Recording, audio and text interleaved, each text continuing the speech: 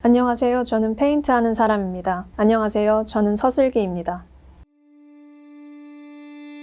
이제 막 초보티를 벗은 1년차 페인터지만 누군가 저에게 직업을 물어볼 때면 기다렸다는 듯이 저 페인트해요 라고 말합니다. 일을 막 시작했을 때는 손이랑 머리카락에 묻은 페인트를 굳이 지우지 않기도 했어요. 페인트하는 제가 자랑스러워서요. 사람들은 노가다라고 부르면서 저를 낮잡아 보기도 하고 페인트가 여기저기 묻어서 지저분하다고 하지만 저는 땀을 흘려서 돈을 버는 그 정직함이 좋고 페인트가 묻은 작업복도 제 작업의 결과물이기에 멋있게 느껴집니다.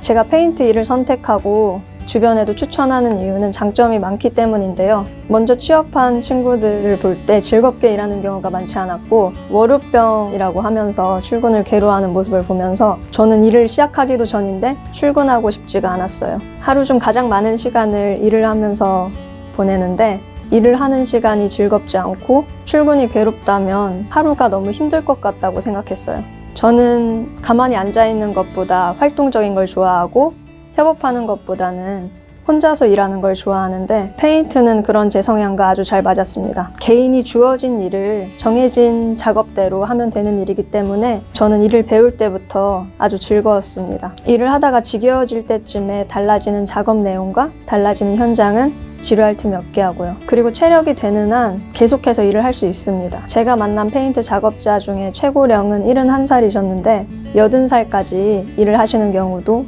종종 있다고 합니다. 이렇게 장점이 많은 페인트 일이지만 현장에 20, 30대는 거의 없습니다.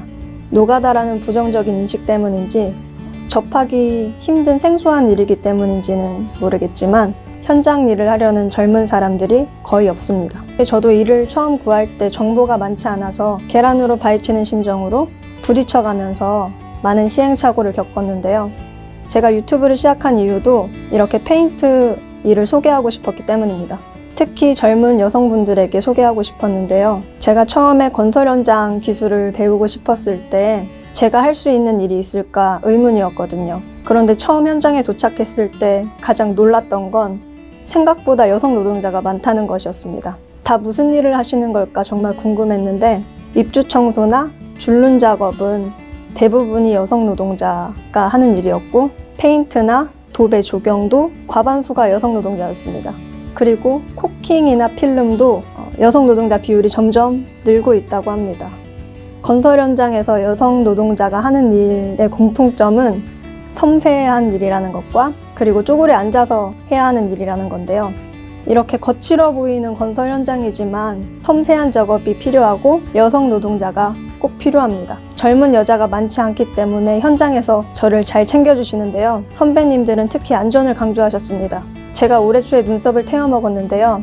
날씨가 추워서 몸을 녹이려고 고체 연료에 불을 붙이는 순간 불꽃이 크게 일어나면서 제 눈앞이 주황색으로 변했습니다. 반장님이 그걸 보시고 놀래서 다가오시더니 야, 너 눈썹 탔어 이러시더라고요. 나중에 보니까 눈썹뿐만이 아니라 속눈썹까지 타서 짧아져 있었습니다. 그때는 작은 해프닝으로 웃으면서 넘겼지만 지금 생각해보면 조금만 더 불꽃이 높이 올라왔으면 눈을 다쳤을 수도 있겠다는 생각이 들면서 안전교육의 중요성을 다시 한번 느꼈습니다.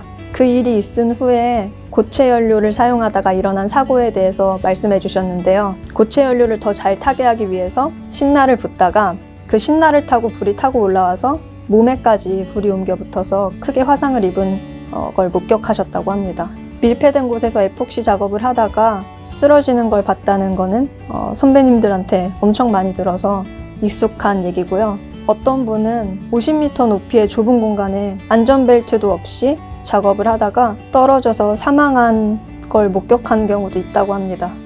이 모든 건 기본적인 안전 수칙을 지키지 않았기 때문에 일어난 일들입니다. 안전을 지키는 저만의 방법이 있는데요. 저는 현장에서 안전교육과 안전관리자분들의 말을 아주 잘 듣습니다. 안전교육이 철저한 곳은 페인트 종류에 따라서 주의사항을 말해주기도 합니다. 안전교육 내용이 매번 비슷해서 익숙하지만 안전은 기본이 제일 중요하기 때문에 저는 상황에 따라서 안전모나 마스크를 잘 착용합니다. 제가 눈썹을 태워 먹은 현장은 안전관리자가 없었는데요. 그때 고체 연료 사용할 때의 주의사항을 미리 들었다면 더 좋았겠다는 생각이 들면서 안전교육의 중요성을 다시 한번 느꼈습니다.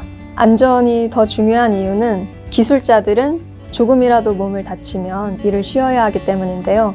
아직은 막연하지만 저는 작은 꿈이 있습니다. 낡고 지저분한 집에 어쩔 수 없이 살아야 하는 어려운 분들을 제가 가진 기술로 집을 수리해드리고 싶습니다. 저희 집도 제가 가끔 페인트를 칠할 때마다 분위기도 바뀌고 기분이 나아지는 걸 느끼는데요. 이렇게 집에서만큼은 근심이 덜어지고 쉴만한 공간을 만들어드리고 싶습니다. 페인트 기술만으론 한계가 있으니까 뜻이 맞는 다른 기술자분들과 함께라면 더 좋을 것 같네요. 혹시라도 다치게 되면 제 직업을 포기해야 하고 어려운 분들을 도와드리려는 제 꿈도 이룰 수 없게 되니까 다시 한번 다치지 않고 안전하고 건강하게 일해야겠다는 다짐을 하게 됩니다. 아직은 제가 가진 기술이 완벽하지 않고 가진 돈도 적지만 사랑을 실천하면서 살아가려고 합니다. 말한 대로 그렇게 살아가는지 여러분도 지켜봐 주세요. 감사합니다.